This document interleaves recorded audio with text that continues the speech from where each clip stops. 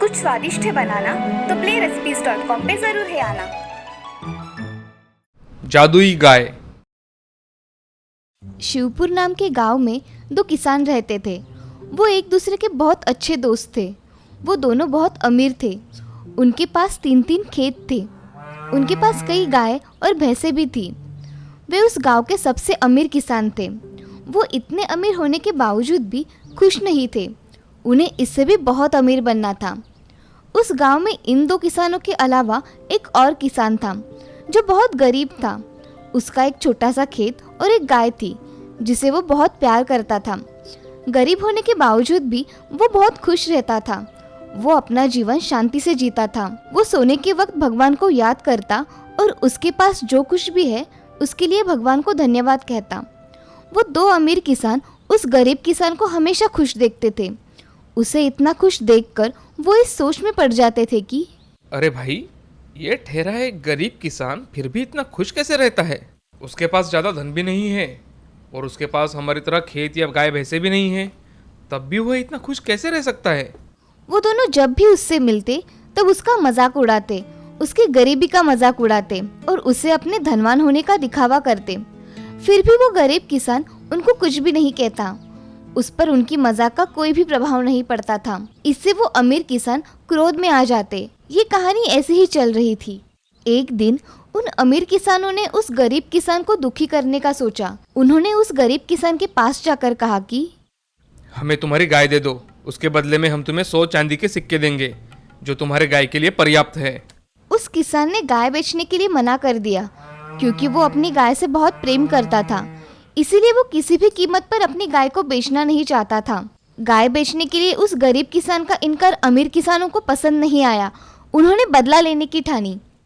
तेवर तो देखो इसके, हमारी बात नहीं मानता। अब इसे हम अच्छा मजा चखाएंगे।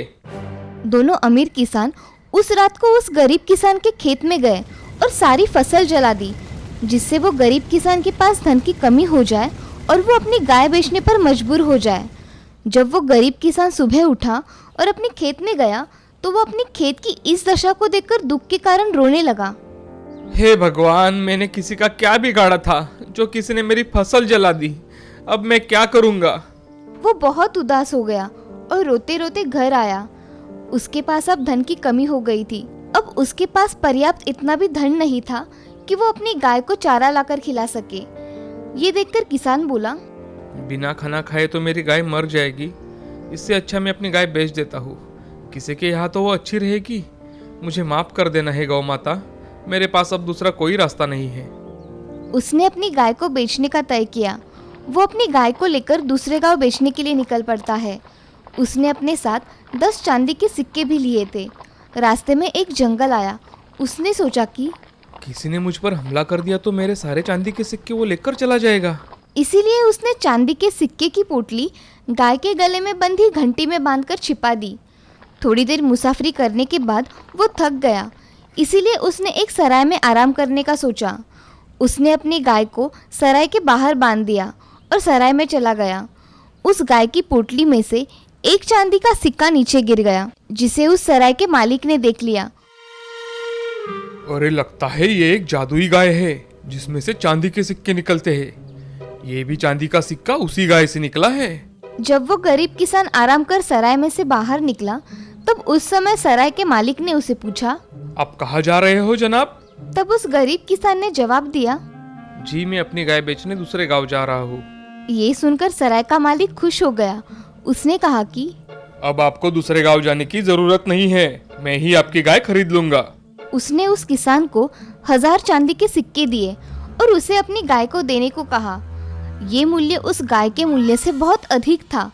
फिर भी उस किसान ने इसे भगवान का संकेत समझकर उस गाय को सराय के मालिक को दे दिया और किसान खुश होकर अपने गांव वापस चला गया। वो अपने घर जाते ही बैठकर चांदी के सिक्के गिनने लगा। तभी वहाँ दोनों अमीर किसान आए और उस गरीब किसान के पास 1000 चांदी के सिक्के देखकर चौंक गए। उन्होंने उस गरीब किसान से पूछा, तुम्हारे पास इतने सारे चांदी के सिक्के कहाँ से आ गए?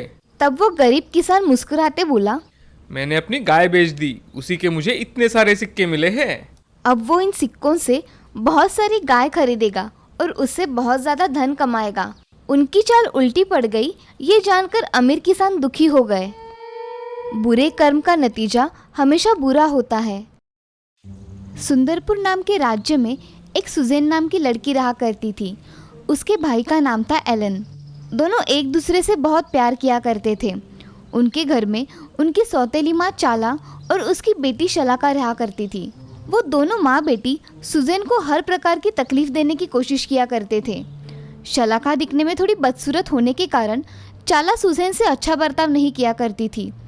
एक दिन चाला सुजेन से, अरे सुजेन, मेरे लिए दूध लेकर आओ। जी माँ, अभी लेकर आई। ऐसा कहकर सुजेन जल्दी से चाला के लिए दूध लेकर आती है। चाला कुछ जादू कर रही थी। तभी सुजेन आवाज़ देती है, माँ, मैं आपके लिए दूध लेकर आई हूँ, वहाँ रख दो और यहाँ से दफ़ा हो जाओ। जी। ऐसा कहकर सुजेन वहाँ से चली जाती है और उदास होकर बाहर आंगन में बैठती है। तभी उसका भाई एलन वहाँ आता है और सुजेन से, क्या हुआ सुजेन, तुम बड़ी उदास लग रही हो। कुछ नहीं भैया, कुछ नहीं हुआ है। मुझे सब पता है, मुझसे तो मत छुपाओ। भैया, माँ हमसे ऐसा व्यवहार क्यों करती है, जैसे हम उसके कोई नहीं हैं। तुम माँ की बातों को दिल पर मत लेना, मैं हूं ना, तुम चिंता मत करो। हाँ भैया, तुम हो, इसलिए मुझे कोई चिंता नहीं है। ऐसा कहकर सुजेन अपने काम करने चली जाती है। ऐसे ही दिन बीत जाते हैं, मगर उसकी सौतेली माँ उन दोनों पे बहुत जुल्म करती है। उससे घर के सारे काम करवाती है। उसकी बेटी शलाका और वो दोनों दिन भर मज़े में रहा करते थे। एलन भी अब दिन भर के काम करके ऊब गया था। एक दिन एलन और सुजेन वहाँ से भाग जाने की सोचते हैं और उसी रात वो दोनों घने जंगल में भाग जाते हैं और थककर एक पेड़ के नीचे सो जाते हैं। अगली सुबह घर में, सुजेन, मेरे लिए 1 कप चाय लेकर आओ, जल्दी। उसे कोई आवाज़ नहीं आती। वो फिर से आवाज़ लगाती है, सुजेन। तभी उसके समझ में आता है कि घर में कोई नहीं है। वो अपने कमरे में जाकर अपना जादू एक आईने पर डालकर देखती है कि सुजेन कहाँ पे है। तो उसे पता चलता है कि सुजेन और एलन जंगल में सो रहे हैं। अब वो बोलती है, अच्छा हुआ ये जंगल में चले गए, मुझे इन्हें घर से निकालने की नौबत ही नहीं आई। अब देखो कैसे मज़ा आता है। ऐसा कहकर चाला अपना जादू जंगल के पानी पर कर देती है। उन दोनों ने ये पानी पिया तो वो जानवर बन जाएंगे। हा हा हा। यह सुजेन और एलन जंगल में उठ जाते हैं और उठने के बाद देखते हैं कि वो जंगल में बहुत दूर तक पहुंच गए हैं। उन्हें अब कोई नहीं ढूंढ सकता था। थोड़ी देर चलने के बाद एलन को बहुत प्यास लगती है। वो पानी पीने के लिए एक तालाब के पास चला जाता है और पानी हाथ में लेता है। तभी उसे तालाब से आवाज़ आती है कि, हे बच्चे, इस तालाब का पानी तुम नहीं पी सकते। अगर तुमने इसे पिया तो तुम जानवर बन जाओगे। भाई, तुम इस तालाब का पानी नहीं पियोगे, मुझे बहुत डर लगता है। उसकी ये बातें सुन एलन भी कुछ नहीं बोलता और पानी ना पीकर अब दोनों वहाँ से चले जाते हैं। तभी थोड़ी ही दूर चलने के बाद एलन सुजेन से, अगर मुझे आगे कोई पानी का तालाब मिला तो मैं उसमें से पानी पी जाऊंगा। मुझे सच में बहुत प्यास लगी है। हाँ भैया, ठीक है। अब एलन और सुजेन बहुत देर तक चलते रहते हैं, मगर उन्हें कहीं पानी नज़र नहीं आता। अब एलन को पानी की आवाज़ सुनाई देती है। एलन सुजेन से, सुजेन, यहाँ मुझे पानी की आवाज़ सुनाई दे रही है, चलो वहाँ जाकर देखते हैं। हाँ चलो भैया। वो दोनों पानी की आवाज़ सुनकर नदी के पास चले जाते हैं। उसके पानी को देख एलन जल्दी जल्दी पानी पीने के लिए पानी हाथ में लेता है। तभी नदी से आवाज़ आती है कि, बालक रुको, इस नदी का अगर तुम पानी पियोगे तो तुम जंगली पशु बन जाओगे। ये सब सुनकर सुजेन एलन को पानी पीने से मना करती है, मगर इस बार एलन उसकी बात नहीं मानता और वो पानी पी लेता है। पानी पी लेने के बाद एलन एक हिरन में बदल जाता है। वो खुद को हिरन बना देख बहुत दुखी होता है। तभी सुजेन उससे कहती है कि, भाई, मैंने तुम्हें कहा था ना इस तालाब का पानी मत पियो, मगर तुमने नहीं सुना। अब तुम मुझे छोड़कर कहीं मत जाना। यहाँ जंगल में बहुत भयानक पशु होंगे, तुम्हारी जान को खतरा होगा। ये सब सुनकर हिरन रोने लगता है और सुजेन के गले लग जाता है। तभी कुछ देर चलने के बाद सुजेन को एक झोपड़ी दिखाई देती है, जिसमें रहने का कुछ सामान तो होता है, मगर उसमें कोई नहीं रहता था। ये देख सुजेन एलन से बोलती है, भैया, हम अब यहीं रहेंगे, हमारे लिए इससे अच्छी जगह कोई नहीं होगी। ये सुनकर हिरन गर्दन हिलाता है और बोलने की कोशिश करता है। तभी उसके मुंह से आवाज़ आती है। ठीक है मेरी बहना।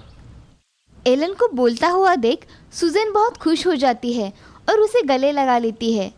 अब वहाँ पड़ा हुआ कंबल साफ करके सुजैन और एलन उस पर सो जाते हैं। अगले दिन एलन और सुजैन दोनों मिलकर जंगल में बहुत घूमते हैं और कुछ खाने के लिए लेकर आते हैं। ऐसे ही बहुत दिन बीत जाते हैं, मगर अब सुजैन एलन को साथ लेकर जंगल में नहीं जाती थी क्योंकि उसकी जान को खतरा था। इसीलिए उसके लिए ताज़ी घास घर में ही लेकर आया करती थी। अब एक दिन एलन सुजैन से, सुजैन कितने दिन हुए हैं मैं घर में हूँ, मुझे बाहर घूमने जाना है, मुझे जाने दो। ठीक है भैया, तुम जाओ, मगर जल्दी घर वापस आ जाना। हाँ सुजैन, मैं वापस आने तक दरवाज़ा नहीं खोलना। मैं 3 बार आवाज़ दूंगा तभी दरवाज़ा खोलना। हाँ ठीक है भैया, तुम आवाज़ दोगे तभी मैं दरवाज़ा खोलूँगी, मगर तुम जल्दी आना भैया। हाँ मेरी बहना। ऐसा कहकर एलन वहाँ से दौड़ते हुए जंगल में चला जाता है। बहुत दिनों बाद आने के कारण एलन बहुत खुश था। वो बहुत सुंदर दिख रहा था, उसका शरीर जैसे चमक रहा था। अब एलन जंगल में इधर से उधर और उधर से इधर घूम रहा था। उसी समय उस राज्य के राजकुमार रविसेन वहाँ से गुजर रहे थे। वो शिकार करने के लिए उस जंगल में आते हैं, मगर उन्हें कुछ नहीं मिलता। कुछ समय जाने के बाद उन्हें एक हिरन दिखाई देता है। उस हिरन को देख राजकुमार उसकी शिकार करने के लिए उसके पीछे जाते हैं, मगर वो हिरन तभी घर जाने के लिए निकलता है। राजकुमार देखता है कि हिरन एक झोपड़ी के पास आकर कुछ बोलता है। मेरी प्यारी बहना दरवाज़ा खोलो, मेरी प्यारी बहना दरवाज़ा खोलो, मेरी प्यारी बहना दरवाज़ा खोलो। ऐसा 3 बार कहकर ठकठकाते ही सुजैन दरवाज़ा खोलती है और तभी राजकुमार देखता है कि एक सुंदर लड़की दरवाज़ा खोलती है और उस हिरन के साथ घर में चली जाती है। ये सब पेड़ के पीछे छुपा राजकुमार देख लेता है और मन में, अद्भुत, ये लड़की कितनी सुंदर है, मेरी तो उससे नज़र ही नहीं हट रही, मगर ये हिरन के साथ क्या कर रही है। ऐसा सोचकर राजकुमार वहाँ से चला जाता है और अगले दिन राजकुमार वहाँ आकर दरवाज़ा ठकठकाता है और एलन जैसे शब्द बोलता था वैसे ही शब्द बोलता है। तभी सुजैन दरवाज़ा खोल देती है। दरवाज़ा खोलते ही सुजैन उसके आगे एक नौजवान सुंदर राजकुमार देखती है। उसकी नज़र उससे हटती ही नहीं। तभी राजकुमार सुजैन से, माफ़ कीजिए, मैंने कल आपको यहाँ देखा, इसलिए मैं आपसे बात करने चला आया। मैं इस राज्य का राजकुमार रविसेन हूँ, आप मुझे बहुत पसंद हो। ये आप क्या कह रहे हो राजकुमार? मुझे कुछ समझ में नहीं आ रहा है। मैं आपसे विवाह करना चाहता हूँ, क्या आप मुझसे विवाह करोगी? सुजैन राजकुमार की ओर देखती ही रहती है और उसे उसकी और एलन की कहानी बताती है। सब सुनने के बाद राजकुमार, मुझे इससे कोई फर्क नहीं पड़ता, आप शादी के लिए तैयार है या नहीं ये बताइए। हाँ राजकुमार, मैं आपसे शादी करने के लिए तैयार हूँ, मगर मुझे ये बात मेरे भाई को बतानी होगी। जी बेशक, आप उन्हें बताइए, मैं चलता हूँ। आप कल हमारे राज्य में शाही मेहमान बन के आइए, मैं आपकी राह देखूंगा। ऐसा कहकर राजकुमार वहाँ से चला जाता है और सुजैन को ये सब एक सपने की तरह लगता है। तभी वहाँ एलन आता है। एलन को देख सुजैन उसे सारी बात बता देती है। भैया, आज यहाँ इस राज्य के राजकुमार आए थे, उन्होंने मुझसे शादी करने का प्रस्ताव सामने रखा है। सच में सुजैन? हाँ भैया, उन्होंने कल हमें उनके राज्य में बुलाया है। फिर कल हम राजकुमार के राज्य में जाएंगे। ऐसा कहकर एलन और सुजैन अगले दिन राजकुमार के राज्य में चले जाते हैं। तभी उनको देख राजकुमार उनका स्वागत करता है और उन्हें महल में ले जाता है। दूसरे ही दिन राजकुमार और सुजैन की शादी हो जाती है। अब सुजैन और राजकुमार महल में खुशी खुशी रहने लगते हैं। वो एक दूसरे के साथ बहुत खुश थे। एक दिन सुजैन की सौतेली माँ चाला अपना जादू करके आईने में देखती है कि सुजैन और एलन कहाँ पर है। तभी उसे आईने में दिखाई देता है कि सुजैन एक राजकुमारी के कपड़े पहने हुए है और उसके साथ राजकुमार भी है और एलन गार्डन में घास खा रहा है। ये सब देख चाला को बहुत गुस्सा आता है। तभी वो गुस्से से शीशा तोड़ देती है और अपनी बेटी को लेकर महल आने के लिए निकल जाती है। चाला महल में पहुंचते ही देखती है कि राजकुमारी सुजैन अपने कक्ष में आराम कर रही है। ये देख चाला अपनी बेटी को जादू से सुजैन बना देती है और राजकुमारी सुजैन को अपने जादू से बेहोश कर देती है। तभी उसकी बेटी शलाखा, माँ, हमारा झूठ पकड़ा तो नहीं जाएगा ना? नहीं मेरी बच्ची, अब तुम इस राज्य पे राज करोगी, समझी? हाँ माँ, आप जैसा कहेगी मैं वैसा ही करूँगी। ठीक है, मैं इस सुजैन को घने जंगल में छोड़ आती हूँ। तुम तब तक यही रुको, ठीक है? जी माँ। ऐसा कहकर चाला राजकुमारी सुज़ैन को लेकर घने जंगल में चली जाती है और सुज़ैन को वहाँ जंगल में छोड़ वापस महल में चली आती है। इधर एलन अपने बहन के पास चला जाता है तो शलाका उससे कहती है कि अरे ये हिरन कहाँ से यहाँ आया, निकालो मेरे कमरे से। ऐसा कहकर वो उसे कमरे से निकाल देती है। ये सब देख एलन बहुत हैरान हो जाता है कि सुज़ैन उसके साथ ऐसा बर्ताव क्यों कर रही है। ये सुज़ैन को अचानक से क्या हुआ? मुझे पहचानने से इनकार क्यों किया इसने? ये सब सोचते सोचते वो गार्डन में आ जाता है, मगर उसका वहाँ जी नहीं लगता तो वो फिर से अपनी बहन को मिलने के लिए चला जाता है। तो वो देखता है कि उसकी सौतेली माँ कमरे में है। एलन कमरे के बाहर खड़ा रहकर दोनों की बातें सुनने लगता है। शलाका, मैं उस सुज़ैन को घने जंगल में छोड़कर यहाँ चली आई। अब वह कभी वापस नहीं आएगी। अब तुम हमेशा के लिए इस राज्य पर राज करोगी। हाँ माँ, तुम सही कह रही हो। यहाँ आकर मुझे बहुत अच्छा लग रहा है। अब तुम्हें राजकुमार के साथ कैसे बात करनी है इसकी तैयारी करनी होगी। जी माँ। ये सब बाहर खड़ा एलन सुन रहा था। उसकी आंखों में आंसू आ जाते हैं और वो जंगल की ओर चला जाता है। वो जंगल में बहुत देर सुज़ैन को ढूंढता है, मगर उसे सुज़ैन दिखाई नहीं देती। तभी उसे एक पेड़ के नीचे एक ऋषि बैठे दिखाई देते हैं। वो उनके पास जाकर, बाबा मेरी मदद कीजिए, मुझे आपकी मदद की ज़रूरत है। बोलो, क्या कहना चाहते हो? तुम्हें मेरी कैसी मदद चाहिए? बाबा, मेरी बहन इस जंगल में है, मुझे उससे मिलना है। क्या आप उसे खोजने में मेरी मदद करेंगे? तभी बाबा आंखें बंद करके ध्यान लगाते हैं और थोड़ी देर में कहते हैं, तुम्हारी बहन तुम्हें इस दिशा में मिल जाएगी। तुम दोनों बहुत ही जल्द मिल जाओगे। और हाँ, ये सब तुम्हारी सौतेली माँ ने किया है।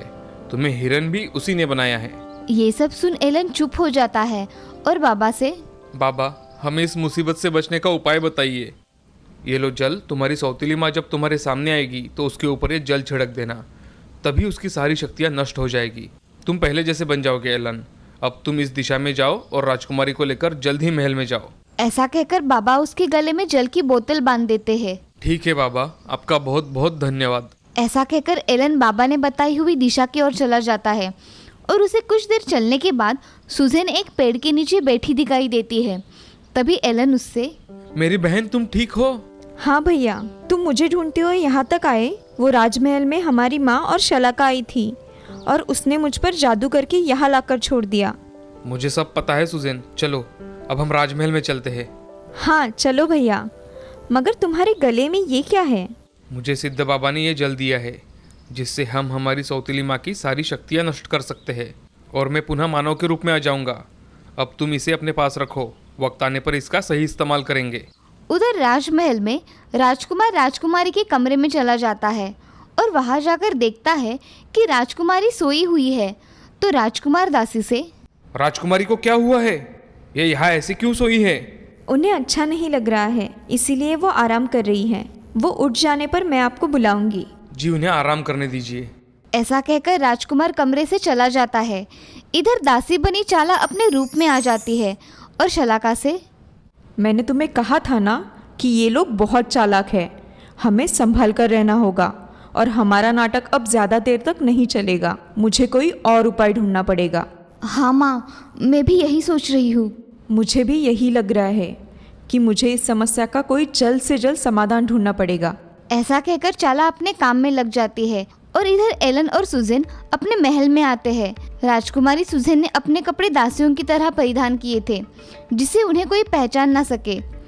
थोड़ी देर बाद एलन और सुज़ैन चुपके से राजकुमार के कमरे में चले जाते हैं। तभी सामने राजकुमार खिड़की के बाहर देख रहा था। तभी सुज़ैन उसे आवाज़ देती है, राजकुमार, मैं आ गई। राजकुमार वो आवाज़ सुन उस ओर देखता है। तभी उसे उसकी आंखों पर विश्वास नहीं होता। वो राजकुमारी को एक दासी के कपड़े पहने देखता है। तभी राजकुमार, राजकुमारी, आप यहाँ ऐसे इस कपड़ों में क्या कर रही है? राजकुमार, आपने मुझे पहचान लिया। मेरी सौतेली माँ ने यहाँ आकर मुझ पर जादू करके जंगल में भिजवा दिया और यहाँ वो और उसकी बेटी आकर रह रही है। ये सब सुन राजकुमार बहुत गुस्से में आ जाता है और मंत्रियों से, अभी क्या अभी महल में सभी मंत्रियों को बुलाया जाए। राजकुमार का आदेश मिलते ही सभी मंत्री दरबार में उपस्थित रहते हैं।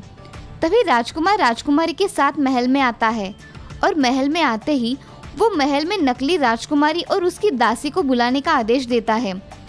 थोड़ी ही देर में वो नकली राजकुमारी और उसकी माँ आ जाते हैं। तभी उनकी नज़र राजकुमार के पास खड़ी राजकुमारी सुज़ैन पर पड़ती है तो वो बहुत गुस्से में आ जाती है। तभी वो अपना असली रूप धारण कर लेती है। इन्हें अभी के अभी बंदी बना लिया जाए। इन्होंने राजकुमारी को जान से मारने की कोशिश की है। आप क्या मुझे बंदी बना लोगे? मैं कभी किसी के हाथ नहीं आती और मैं इस राजकुमारी को नहीं छोड़ूंगी। ऐसा बोलकर चाला मंत्र पढ़ती है और उसके ऊपर कुछ करे। तभी सुज़ैन अपने पास रखा हुआ जादुई जल जो कि बाबा ने दिया हुआ था उसे निकालकर चाला के बदन पर छिड़क देती है। तभी उस जल के प्रभाव से उसका जादू काम करना बंद कर देता है। ये सब देख चाला बहुत गुस्से में आ जाती है और अपने आप को संभाल नहीं सकती। तभी राज्य के सिपाही उसे लेकर कारागृह में डाल देते हैं। ये सब देख राजकुमार और राजकुमारी बहुत खुश हो जाते हैं और उस जल के प्रभाव से चाला की बुरी शक्तियाँ नष्ट हो जाती है और उसी के साथ एलन भी अपने मूल रूप में वापस आ जाता है। ये सब देख सभी बहुत खुश हो जाते हैं। अब सब बहुत खुशी खुशी रहने लगते हैं। इस कहानी से हमें ये सीख मिलती है कि जिंदगी में हमेशा अच्छे कर्म करने चाहिए, कभी भी बुरे कर्म नहीं करने चाहिए। बुरे कर्मों का फल बुरा ही होता है। वो कहते हैं ना, कर भला तो हो भला, कर बुरा तो हो बुरा।